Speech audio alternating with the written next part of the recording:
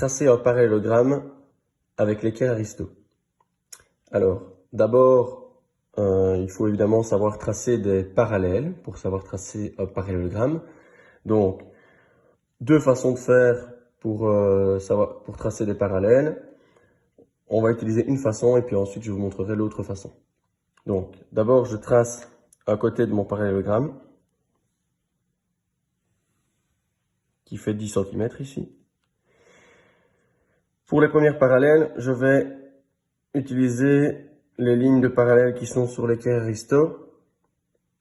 Donc, si par exemple je veux mettre ma parallèle à 3 cm, je vais utiliser cette ligne-ci.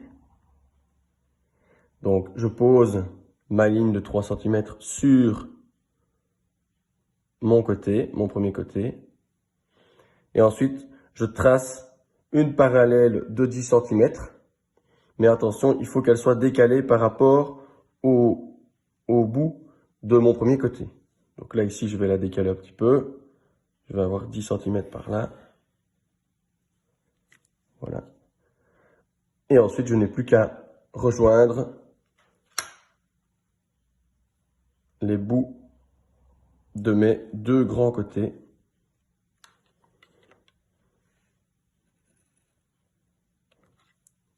Et j'ai ainsi mon parallélogramme. Alors, l'autre façon de faire, je trace toujours mon côté de 10 cm. Et pour tracer des parallèles, je vais utiliser la ligne des perpendiculaires. Donc, je vais me mettre presque au bout. Je veux la mettre par exemple à 3 cm. Je fais un petit trait à 3 cm. Je tourne mon équerre. J'utilise toujours ma ligne de perpendiculaire qui est la ligne du 0.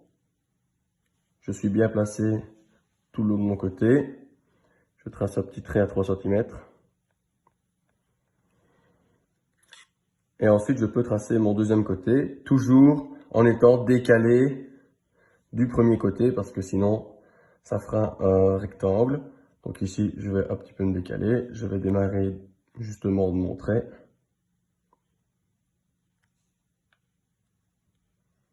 Et je trace 10 cm. Et ensuite, je peux rejoindre